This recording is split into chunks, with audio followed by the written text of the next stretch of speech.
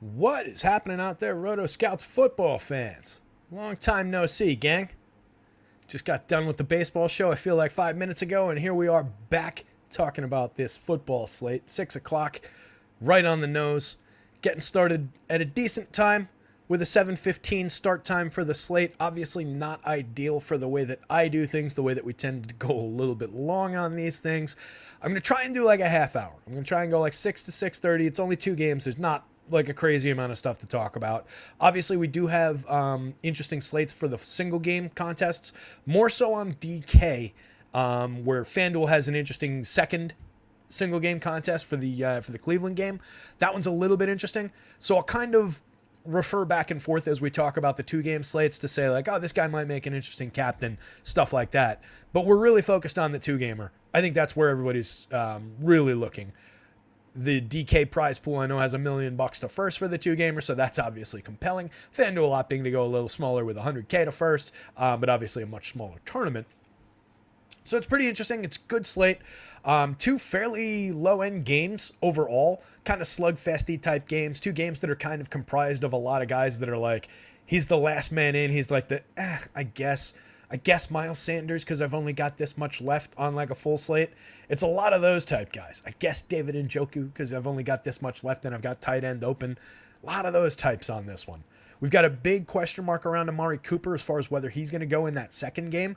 Right now, I'm planning as if he's playing. I've got him projected up on the site. We haven't gotten news lately. The most recent news was this afternoon. The coaching staff was saying that they think he is going to play, which contradicted completely the reporting from yesterday, which said he was almost definitely not going to play.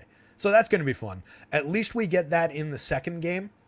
So I think worst case, we can build with that in mind, keep him in, build with him in. He's their most expensive receiver anyway. And then if he gets ruled out, you can just make pivots. You can just pivot down to a less expensive Cleveland receiver and just kind of approach it that way. That's how I'm going to be handling it unless we get the news like during the show or ahead of time. We'll get it obviously ahead of time for that game, but maybe not for the 7:15 lock. So keep an eye out. Somebody let me know if that news does drop because that's an important piece of the puzzle. Obviously, their top receiver. But let's kind of just dive into this one. Got the full board. Projections are up on the site. These are with our most recent set of projections. We've got a monster lurking in Deshaun Watson's number. We're well out ahead of the industry by a couple of points there. Hopefully everybody liked that piece yesterday, by the way, for the main slate. I threw up yesterday morning. I threw up a piece that kind of focused on a few key positions where we're ahead of the industry average projection or above the industry average projection, which therefore means I'm going to be above the field on most of those plays, or below the industry average projection, which means I'm typically going to be below those. And we hit. I gave, I want to say like 8-10 picks, something like that, and I hit like all but 2 of them in that column. So the projections were on. They were pretty on point yesterday. Hopefully they're on point again today. Hopefully that Deshaun Watson one, but that would be one of the focal points. He's obviously going to be the highest owned quarterback. I think it makes a lot of sense that him and Derek Carr are going to be the top 2. And you really probably don't get to that much Bryce Young. So I think that it's, I think that it's an interesting spot there. I'm comfy being out ahead of the field on that one. That was the real big outlier. Everybody else was, within a little bit closer.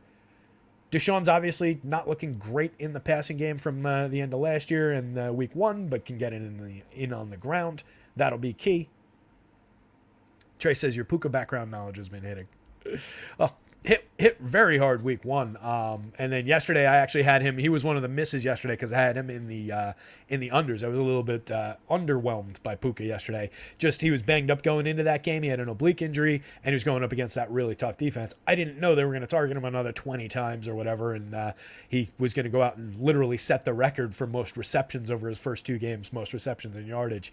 But yeah, he's been outstanding. But we hit that one hard week 1 and we hit a number of other ones. Danny Jones was a big one for us yesterday. I feel like I should have done better than I did yesterday with a lot of those picks hitting. But I know we had some winners out there. We had some people in the chat that won on that one. So let's get into this one. Hopefully it breaks down similarly. 39.5 point total in the first one. Carolina 3-point underdogs. Second game only a 39-point total. So again, kind of slugfesty on both sides. Kind of limited talent on both sides in this one.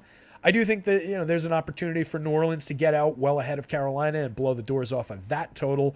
Got to be productive in the passing game for that to happen, but I think there's a decent enough chance of that going up against out of these teams. DVOA projected for Carolina 18th ranked defense, obviously kind of a sieve in terms of what they can allow sometimes. 30th ranked offense too, so it's going to be tough to see Carolina keeping up with it. The issue we get there is, New Orleans gets up ahead by a few scores. They might just let that 6th ranked defense take over and kind of grind it down, run out the clock in the second half. So maybe a little bit of a limiting factor on the ceiling, where I think the second game stays maybe a little bit closer. It's a 2-point spread in that one. Obviously not a massive difference in the point spread, 2 points versus 3 points. 39-point total, similar kind of story. But just matchups-wise, it feels a little bit more even to me. We're talking about a 7th and 8th, 7th ranked projected offense for Cleveland, 8th ranked projected defense versus a 12 and an 11 on the other side for Pittsburgh. So a more interesting game, I think, in the second one, which will make that that FanDuel contest a little bit fun for the single gamer. But let's get into some of the breakdown. Carolina and New Orleans up first. Obviously, Derek Carr not projected like crazy, which was a bit of a surprise when I put the numbers together.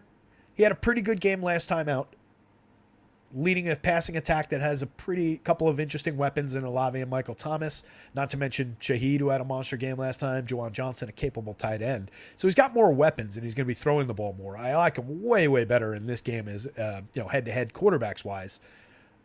6,000, 7,400, not exactly expensive. When you're comparing that to like $10K for Nick Chubb or 8,300 for Deshaun, 7,400 seems like a pretty fair price for Derek Carr in a game where they'll probably be throwing a decent amount.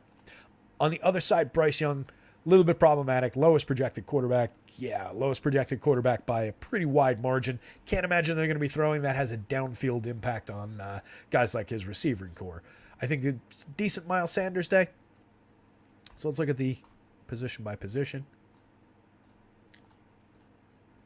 So just breaking down the Bryce Young of it all. One of the weakest performers in week 1 with a 3.8 yards per attempt, 2 air yards per attempt, 7.4 intended air yards per attempt. Was throwing it a little bit down the field, but obviously not ideal. Just a part of a very weak offense, pretty weak core of receivers. He's facing a team that had a 27.3%, this is his opponent, a 20% pressure rate and blitz 32.5% of the time. That was one of the higher end blitz rates last week. I think they're going to be getting a lot of pressure on the rookie, and he's not very likely to perform. Completed 53% of his passes last week for 146 yards, 1 touchdown, 6 attempts of more than 10 yards. Didn't throw it beyond 20 yards at all. Had 1 look in the red zone. Just kind of a mediocre, middling option. I do think it's easy enough to get out above the field on him, and he's very, very cheap, so he makes other things happen. If he happens to throw 2 touchdown passes, you're probably in business for those prices. So he's not off the board on a 4-quarterback slate by any means. It's just, where do you want him relative to the field, with the understanding that you're probably building in some losing lineups? And then where do you go talent-wise with him if you're building stacks?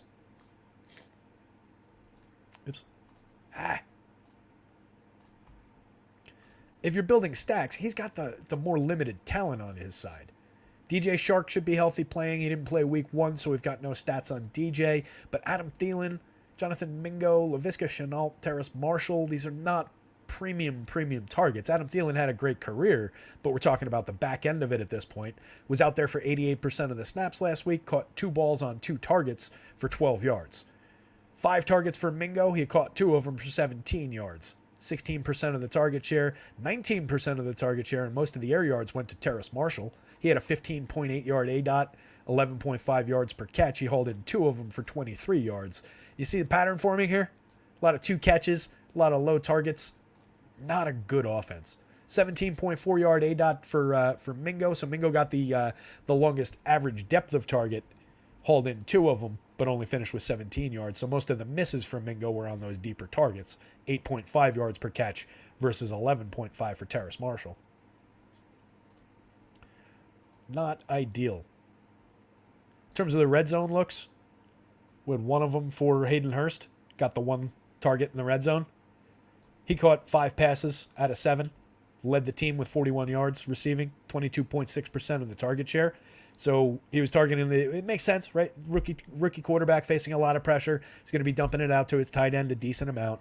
8.1 yard ADOT with an 8.2 yards per catch. Means he was kind of just catching the ball exactly where he was and immediately contacted. So an okay option at the tight end position, given he only costs 4,000, 6,000, and is probably going to be in a similar situation where he's going to be facing a little bit of a blitz, facing a decent amount of pressure. But New Orleans has a really good pass defense. So I think it makes more sense to just kind of go away from the Carolina passing game. You want to obviously be stacking some of these receivers in your Bryce Young lineups, but that's going to be the lowest end corner out of any of the four corners. And it's really like multiple corners because you're talking about like Carolina rushing game, Carolina passing game, et cetera, et cetera. Carolina passing game out of all the squares that are available is probably the weakest square. Let's put it that way. If I go there, I'm definitely going to include Hayden Hurst as a stacking component alongside Bryce Young. DJ Shark is not uninteresting. DJ Shark last year, 4.7 targets a game. And he's not going to come up because there's probably a junior or initials, which is just annoying as fuck. Bear with me.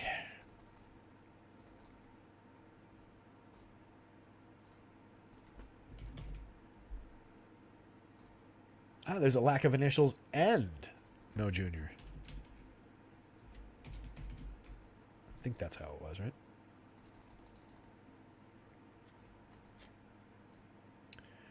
DJ Shark Jr.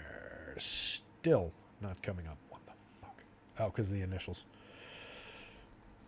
Man.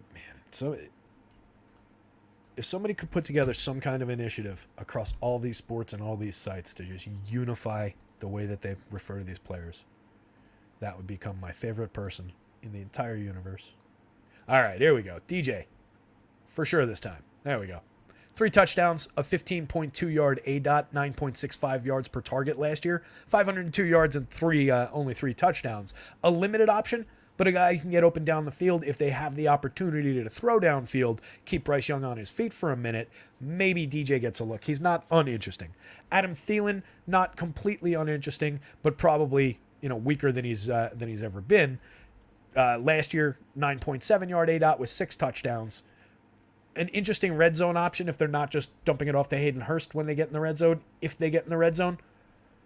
So Thielen not completely shot. I think he would be a priority. So if I'm going to Bryce Young stacks, I probably prefer these 2 guys to the tight end just on volume and opportunity, but it would be these 3 guys as my priority receivers.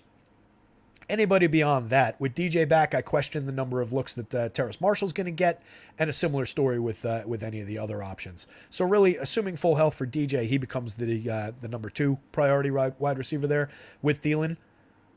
Mingo might get some additional looks. He saw 87% of the snaps last week, 5 targets.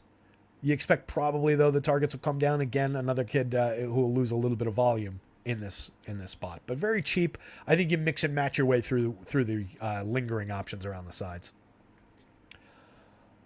In the run game for Carolina, Miles Sanders kind of the priority, but Chuba Hubbard took a bite out of his overall productivity. Chuba carried the ball 9 times for 60 yards, had a pretty decent game, 6.7 yards per rush attempt, 2.4 yards before contact, 4.2 yards after contact, and that's where Sanders suffered a little bit. Only 1.3 yards after contact for Sanders. Kind of a mediocre, middling type game. 18 carries, 72 yards, not ideal.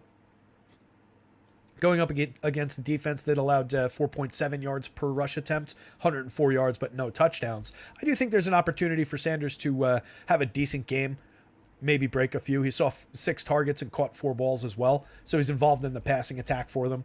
Another guy who can be close to the line of scrimmage and be a little bit of a dump out for the rookie quarterback. So I think Sanders has upside, but I also think Chuba Hubbard going to be pretty playable here. Only 36% of the snaps isn't ideal, but he did a lot with them, and he's a capable guy who we've seen be a capable guy in years past. So there's a little bit of an opportunity. Looking at some notes from around the industry, it's kind of small sample-ish. Apparently, New Orleans was a bit of a sieve for gap runs in week 1. Thank you to Fantasy Pros for that little note. Very small sample there, though. New Orleans, pretty good defense. Not something that I'm going to get overly excited about, just the fact that he's a gap runner. But it is out there, so that's an interesting note. But I do think you get some shares of Chuba. I don't know that I play both of them in the same offense, but with a two-game slate, it's not completely out of the question if you just want to say, hey, I think Carolina is getting in once or twice on the ground, and I want to be a part of that. you could do worse than throwing a blanket over both of those running backs, because I do expect that Chuba's going to at least, at the very worst, put up some yards, see, 8 to 10 carries again, put up some yards. What did he do in terms of the passing game? 2 targets, caught them both, 21-yard long. So an effective combination of running backs. If you had Sanders in your running back and you ended up with Chuba in the second running back spot or the flex spot, it's not completely disastrous, especially given just kind of a dearth of talent, dearth of overall options on this offense. On the other side of that game, let me click lineup build. I got to remember every now and then to click build some more lineups. It's a fun one. On the other side of the game, Derek Carr, 23 of 33 for 70% last week, threw for more than 300 yards. Only 1 touchdown, but was 9.2 yards per attempt. Pretty solid game. 11.5 intended air yards per attempt. So he's throwing the ball downfield. 2 looks over 40 yards. 10 looks over 10 yards. Not bad. Had 7 opportunities in the red zone. So that's why it kind of sucks that he only threw 1 touchdown pass. 7 looks in the red zone. You expect to get a little bit more than that. Going up against a defense that was allowing 4.1 yards per pass attempt in week 1, I expect there's going to be opportunity for Derek Carr to inflate that a little bit. They're also playing at a fairly high pace, which is good to see. Carr's it's difficult to call him like a really good quarterback. He's a good quarterback. He's an effective quarterback. We've seen him spike big DFS games. He can certainly sling the ball all around the field against a defense like this. So I expect a decent game out of Carr here, and he's got some decent weapons to work with. Chris Olave's probably my favorite receiver, even with Michael Thomas looking pretty good. Olave saw 10 targets, caught 8 of them, 30.3% of the volume, but Thomas soaked up 24.2%. That was 8 targets, caught 5 of them, 61 yards versus 112 for Olave. Olave was seeing a little bit more depth, 12.9 yard ADOT, 14 yards per catch versus a 9.8 and a 12.2 for, that's Michael Thomas. And then they've got Rashid Shaheed in here, who had an interesting game. He scored the touchdown through the air, caught 5 of 6 balls for 89 yards, was their deep threat the entire game. 16.3 yard ADOT, pretty solid. 17.8 yards per catch. Not bad at all. 41 yard long. 2 targets in the red zone for Shaheed. 3 targets in the red zone for Thomas is also interesting, by the way. So the fact that they were looking his direction on some short passes in the red zone, he didn't convert any of them. That sucks. But just the fact that they were looking his direction, a guy who can score like we've seen Michael Thomas score over the years, I'm very interested in that option. So I like all 3 of the prime receivers on the New Orleans side. I think that supports the idea of a pretty decent Carr game. And they've got a good tight end, 4,100, 5,500 for Juwan Johnson, saw 75% of the snaps. They looked his way 5 times. He hauled in 3 of them for 36 yards, a 9-yard ADOT. So downfield a little bit, not crazy downfield, but 15% of the target volume. No looks in the red zone, which is surprising for a tight end. The other look in the red zone went in Taysom Hill's direction. If you want to get cute and go Taysom Hill's way, he's there. He saw 14% of the snaps. He saw his 1 target was in the red zone, only a 3% target share. It was a 14-yard target in the red zone. He didn't haul it in, but there's obviously a little bit of potential there, and they do all the weird things with Taysom Hill from time to time, letting him throw the ball, letting him run the ball. Foster Moreau and Jimmy Graham, I don't think are playable. They'll be dressed, but I don't think they're getting involved. 1 target, 1 catch, maybe if either of them even sees the field. I actually didn't even know Jimmy Graham was still on this team. Keith Kirkwood at the bottom apparently saw a target, played 34% of the snaps. Probably a pretty thin option. Where did he even project? Yeah, we're talking about a guy with a 1-point projection. Sub 1 on FanDuel, 1 point. So that's basically saying somewhere during the season he's going to catch 10 to 15 passes, and we sprinkle them throughout the games is the way that the model handles that. Not a prime option there. On the ground, on the New Orleans side, that's where they're a little bit disappointing, in my opinion. Make this a little bit more sane.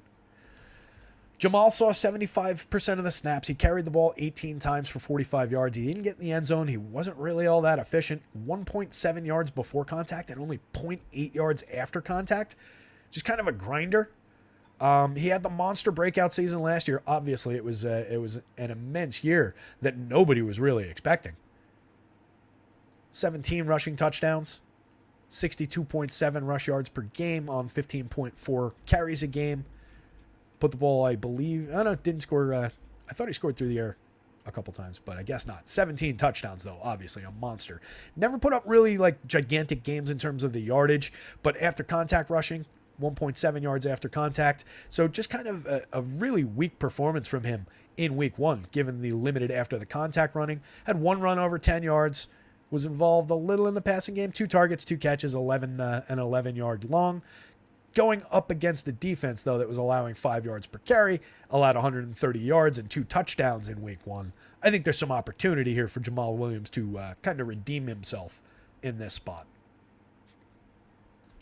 Kendry Miller was inactive week 1, and I think he's still banged up. Let's see if we got any news on Kendry Miller. Inactive. Kendry Miller's inactive, so we'd take him off the board. Take him out of my pool here real quick. It's going to be annoying.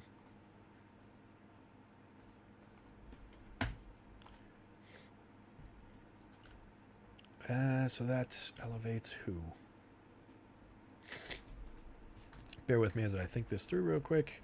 Who's the other running back here? Tony Jones. Tony Jones elevated off the practice squad. I can't imagine we're getting much out of Tony Jones. We'll probably see a couple touches.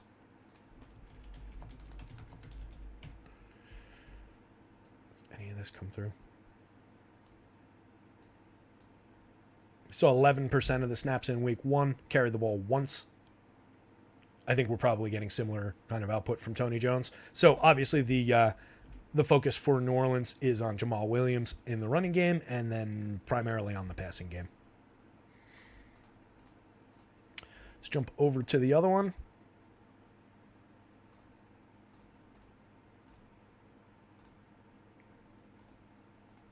A lot of clicking around.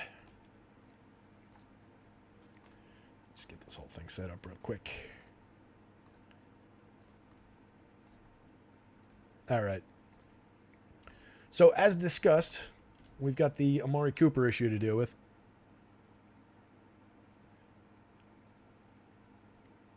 Mamba, I assume that was Kendry Miller that you're saying was out. Yeah, I appreciate that. Any news? Anybody see anything on Amari Cooper yet? Let me know. I'm going to talk about him as though he's playing. Highest projected receiver on the board. I like the opportunity. If he goes, I like the pairing with him and Watson. One of my favorite opportunities for stacking. Cooper last season scored 9 touchdowns, a 12.1 yard ADOT, 1,100 yards. A favored target in that offense. They do spread the ball around a little bit for touchdowns. Njoku got 4 of them last year. Peoples-Jones even had 3 of them on an 11.7 yard ADOT. Elijah Moore last season with the Jets, 446 yards, 1 touchdown, but a lot of talent, an 11.7 yard ADOT. A lot of potential there. If Cooper doesn't go, I think you see a lot for Elijah Moore, a little bit more for Peoples-Jones. And then, what's the other kid? Where did he go?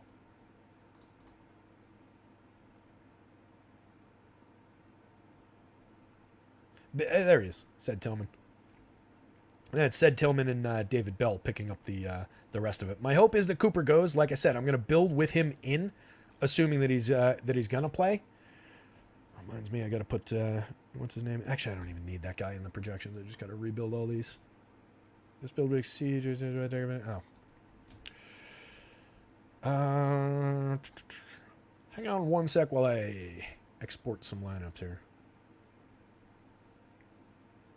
91 filtered. Why is it? So annoying.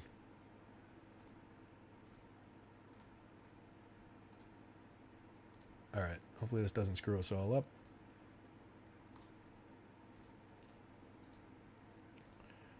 I'm building lineups for this contest while we're talking about it because I want to be able to hit the ground running with sorting, but it only lets you.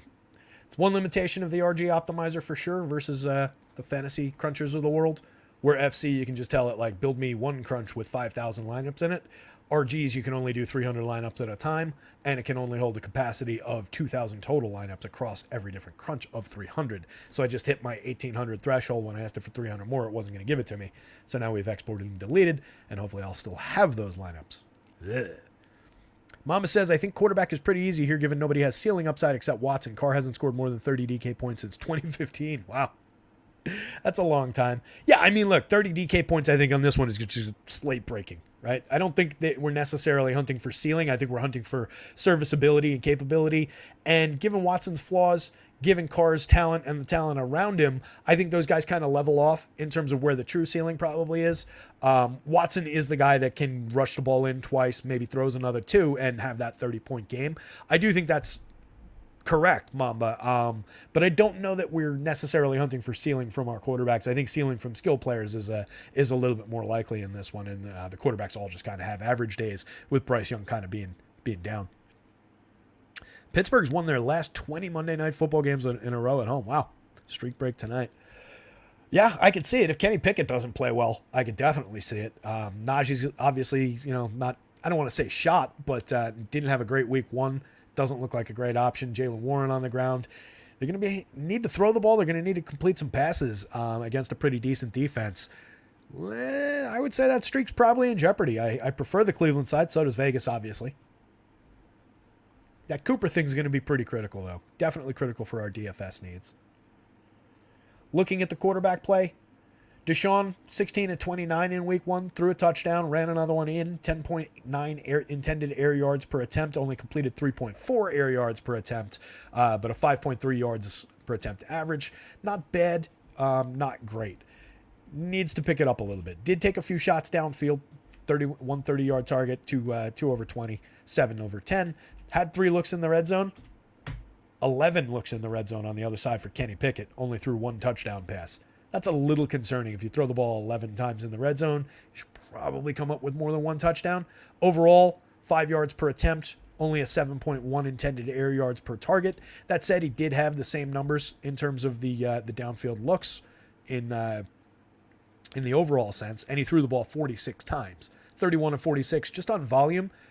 It's not uninteresting that he threw the ball that many times. That's also interesting for the receivers, the tight end on this offense. If they're going to be slinging the ball around like that against a decent defense, I think they're going to have to.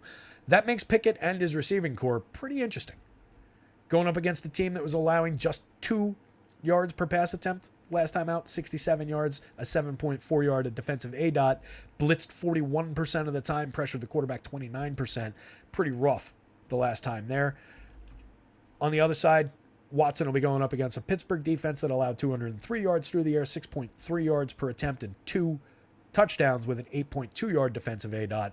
Blitzed 26% of the time. Gained a decent amount of pressure, 55.9% pressure rate with 3 sacks. But obviously, Deshaun can scramble. Deshaun's got escapability, and Deshaun can, on the right day, throw the ball downfield. We had several amazing seasons out of Deshaun Watson while he was with Houston. We're hoping he gets back to that guy. Nick Chubb, the focal point of all things rushing in this game.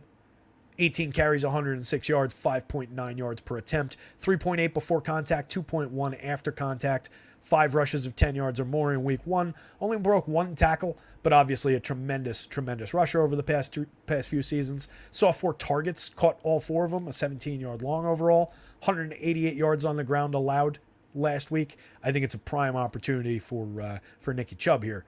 They allowed a rush touchdown and 5.5 yards per carry per attempt on the ground. So definitely Nick Chubb against this Pittsburgh defense. That's a pretty decent spot on the ground for a running back like Chubb. If they're not taking to the air, I think they're going to be feeding him the rock. I could see more than 20 carries pretty easily here. Jerome Ford saw 15 carries, only gained 36 yards, 2.4 per attempt, 1.2 yards before, 1.2 yards after contact. Broke 1 10-yard rush. Didn't see any targets in the rushing game. In the passing game, rather. Was out there for 41% of the snaps, though. A decent little split between those guys. We've seen this backfield be a split over the years, but Chubb, I think, at this point has the lion's share of the talent, where it used to be more of a true split. I see the focus being primarily on Chubb. If Cooper goes, he's a prime option. Last week, 62% of the snaps, saw 7 targets, only caught 3 of them. A little bit concerning there, but the 24% of the targets, also the same amount of targets went Elijah Moore's direction. He also only caught 3 of them for 43 yards. Cooper was the more downfield option with a 15.4 yard ADOT. They were also throwing downfield a little bit to Peoples-Jones. He only saw 2 targets, but a 15.5 yard ADOT shouldn't be ignored. 12 yards per catch. He only came down with 1 of them for 12 yards. More 9.1 yard ADOT, more of a, did a lot with it after catching the ball, 14.3 yards per catch on a 9.1 yard ADOT. Had a 33 yard long. Had a drop, saw a target in the red zone. They spread the ball around a little bit in the red zone, target in the red zone each for Cooper and for Moore, and then one for Harrison Bryant, which is disappointing for David Njoku that they stuck Harrison Bryant out there. 36% of the snaps for Bryant. He was targeted twice, scored their touchdown, 5 total yards. I think that's going to be the situation that Njoku is going to have to deal with. He's got a 2.3 yard ADOT, so he also works primarily in short routes and in and around the line of scrimmage, but a better of the 2 tight ends. But just kind of frustrating that Harrison Bryant is there and will get in on the field when they're close to the goal line and potentially could pick off another one of those red zone targets, could score another stupid touchdown. Harrison Bryant is kind of one of those interesting mix-in tight ends for the showdown slate later on, where I like going to the second tight end, the guy who might get 2 looks, but turn one of them into a touchdown. That's exactly the game that we're looking for in those showdown type slates. So I think Harrison Bryant's interesting. If you're playing that showdown slate, I think Kenny Pickett is an interesting quarterback choice in the captain role, just given the idea that he's going to be slinging the ball around like crazy. Doesn't have the greatest weapons in the world to work with, but I think he gets less owned than Watson does in the showdown slate for sure, in that second showdown slate. So I think he's the more playable of the 2 in the captain spot, but typically we want our captains on the DK slate anyway to be in the flex role so that we're not paying multiples for their salaries. That said, limited salary, a little bit of potential there. I think any of the skill players from this game, but primarily if he goes, Amari Cooper, Elijah Moore, and then on the other side, a little bit of, it's dicey in the receiving game. Maybe a little bit of Najee in the captain spot. Maybe a little bit of like a weird like Freiermuth Pickens kind of a thing in the captain spot. Allen Robinson, if he scores a touchdown, could be interesting. So I want to rotate through the low-end skill players and the low-cost skill players, even in the captain spot, in what should be a low-scoring game. 1 touchdown could make all the difference. Obviously, your prime players, your quarterbacks, your guys who are going to be handling the ball way, way more are the guys that we prefer in that captain role. But on a weird one like this, where most of the skill players kind of fall into that bucket of lower end plays, I do think that you can go to some of these guys in your captain spot in that weird showdown slate. Down the board for the Browns, obviously it depends on whether or not Cooper goes. Elijah Moore sees a big uptick. If Cooper doesn't go, I would expect him to be the target leader if Cooper doesn't go. A dynamic guy who can do things with the ball in his hands. Njoku will see more than 3 targets, probably just period, whether Cooper plays or not. Njoku will see more than 3 targets, but definitely if Cooper doesn't play, I would expect a little bit of additional targeting for the tight end. And he's an effective guy. We've seen Njoku spike big games in the past for DFS purposes. Peoples-Jones was out there 89% of the snaps, actually led in snaps last week, but only saw the 2 looks. That would go up a little bit. He would still remain a downfield threat. Then we'd see guys like these come in. 14% of the snaps for David Bell last week saw 1 target, would probably play a little bit more than that. Cedric Tillman, I believe, is active.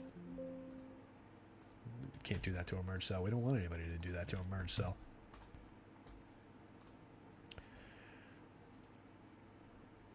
Yeah, he was active last week. I believe he's active. Didn't get on the field.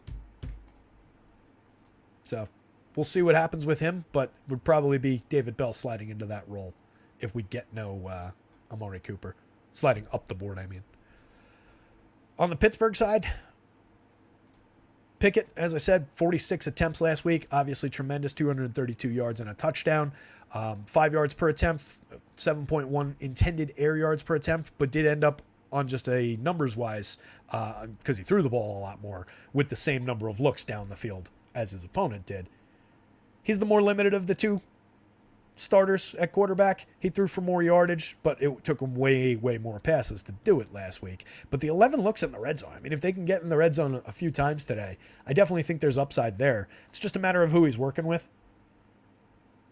Pickens, 89% of the snaps, saw 7 targets, hold in 5 of them for 36 yards with a 12.1 yard ADOT. Turned a 12.1 yard ADOT into 7.2 yards per catch. That's impressive in a negative way. He saw 2 looks in the red zone. 3 looks in the red zone went Pat Freiermuth's way. Freiermuth turned it into one receiving touchdown. 4 targets overall, only caught 1 of them, but it was for a touchdown. 3-yarder, that was the red zone look. Allen Robinson was also out there for 89% of the snaps. So, I mean, it's obvious 1-2 primary weapons in terms of the receiving core. Robinson heading toward the back end of the career, but still saw a 17.8% target share. 5 catches, turned it into 64 yards. Had a this is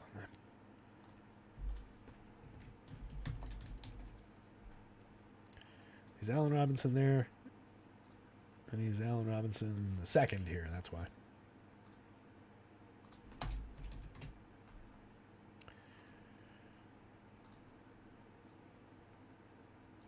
Oh, come on. 12.8 yards per catch. Saw a couple looks down the field, had a 30-yard look, 31-yard long.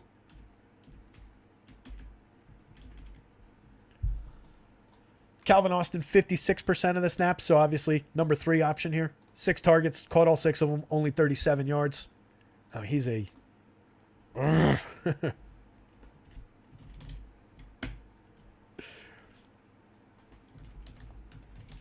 These seconds and juniors just drive me bananas. Where else is he drawing that other number from? Oh, you know what? I think it's on there. Yes.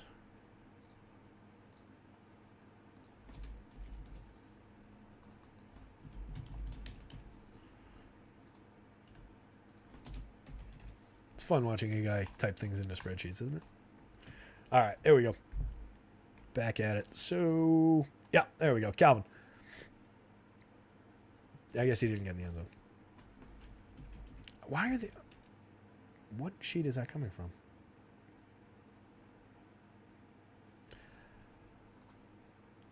Screw it. It doesn't matter. I'm just annoyed that that's not coming up because I think I just fixed where that is sourced from. Anyway, Calvin Austin will be involved. 56% of the snaps last week. Saw 6 targets. He only cost 3,500, 5,000 across sites. I do think that's a fairly interesting option in this passing game if you're going to it. And just given the volume that they threw the ball with last week, I think there's good reason to go to this passing game. Connor Hayward saw 27% of the snaps. Saw 4 targets. Caught 2 of them for 19 yards as a secondary tight end. A mix-in tight end, not quite as interesting as like a Harrison Bryant, I don't think, when it comes to that showdown slate.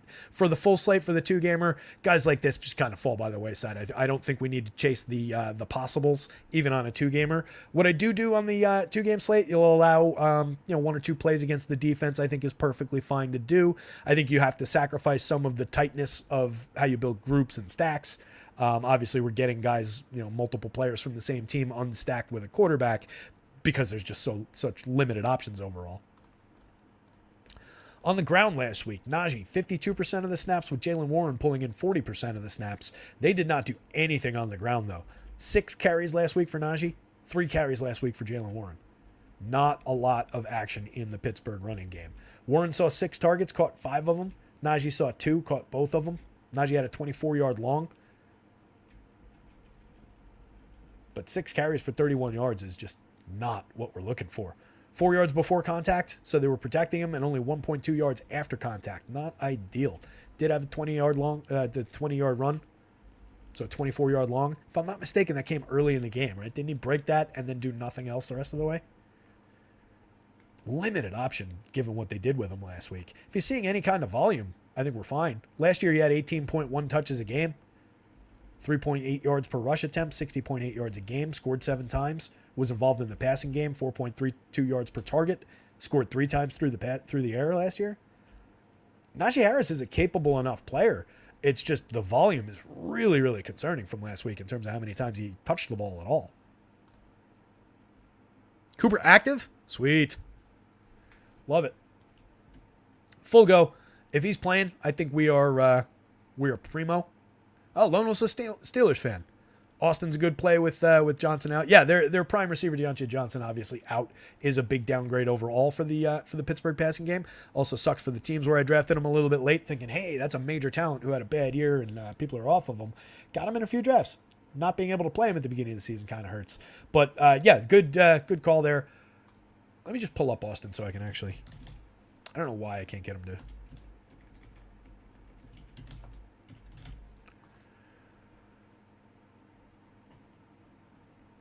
So he had the 6 targets, 37 yards. Did not get in the end zone, if I'm not mistaken, right? Yeah, 6.2 yards per catch. last week in week 1, 6 of 6 for 37 yards. So all the data that I'm seeing now, we already had. But yeah, given the fact that he was seeing a fair amount of the targets, I think it's definitely interesting. Volume leader on catches, Allen Robinson led in targets with 8. Pickens saw 7. But he was their leader in terms of hauling in 6 of the passes.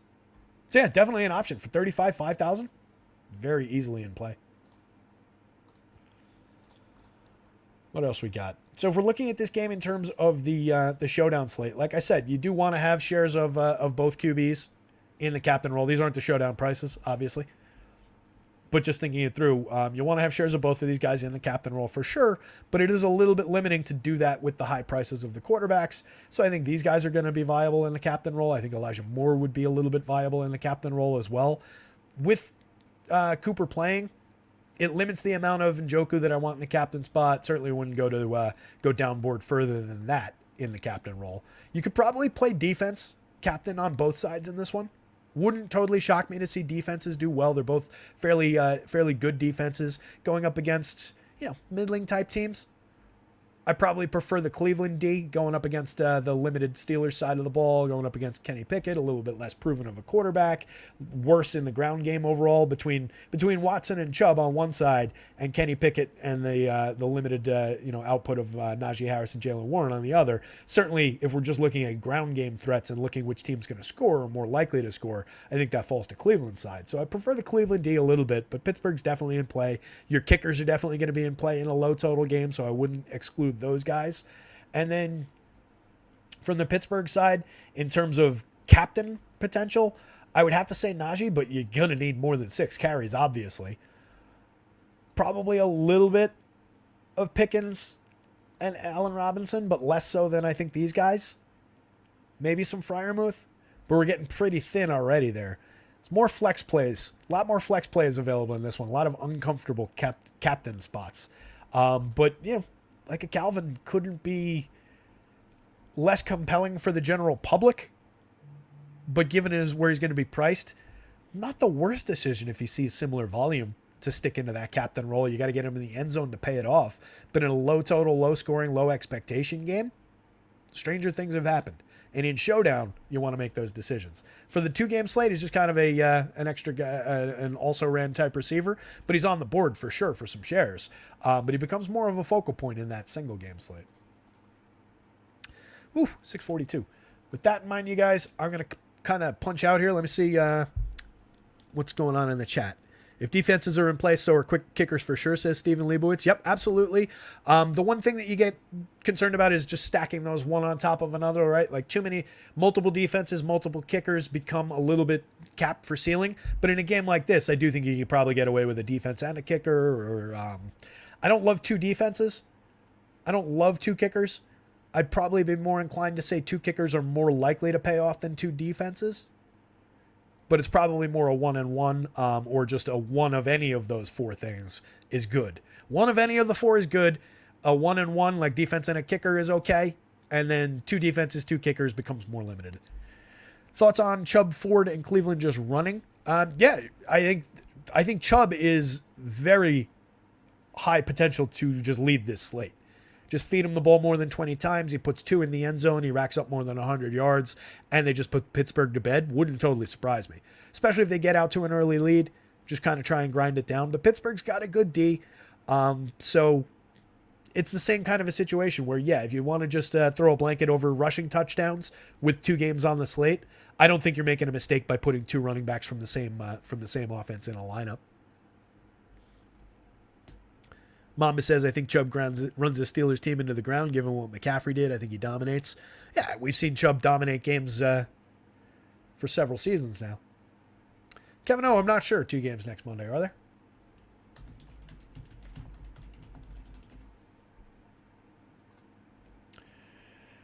there? Yes, there are.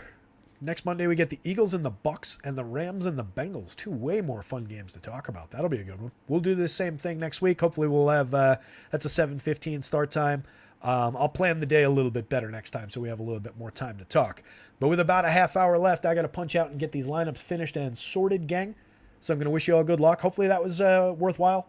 I know we ran through some stuff pretty quickly there. But we got our news that we were needing.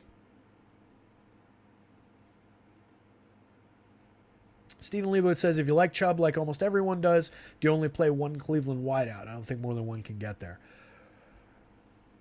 Yeah, I mean, there are going to be...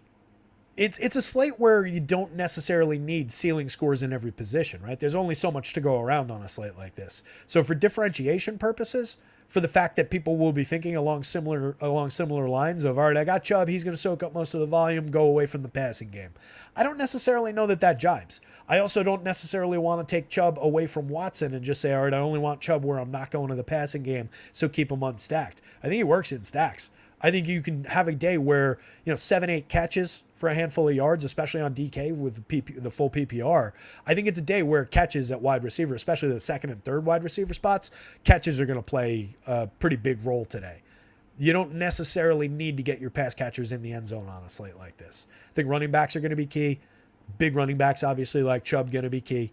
You're going to need to pick off that odd touchdown from a tight end, a wide out, whatever it is. But there will be two of those wide receiver spots that don't necessarily have to get into the end zone. So I think it's all in play. And I think it does help differentiate and create more unique lineups if you do go to those extras. It's on the expensive side, but like a Watson, Chubb, Cooper is obviously in play.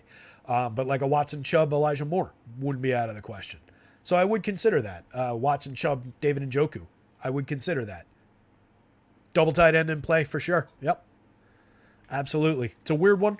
But if you had a Njoku and Juwan from the New Orleans side lineup, or if you had both tight ends in this one, Njoku and Freiermuth, wouldn't mind that at all. I'll probably have that a little bit. What I don't know that I want that much is like Njoku and Harrison Bryant. I do think Harrison Bryant could get involved, have his one catch in the end zone. So maybe it's in play, but that starts to diminish, just overall opportunities, overall available passes. All right, guys, with that, good luck out there. Somebody go win something. I will see you tomorrow for baseball. Good luck.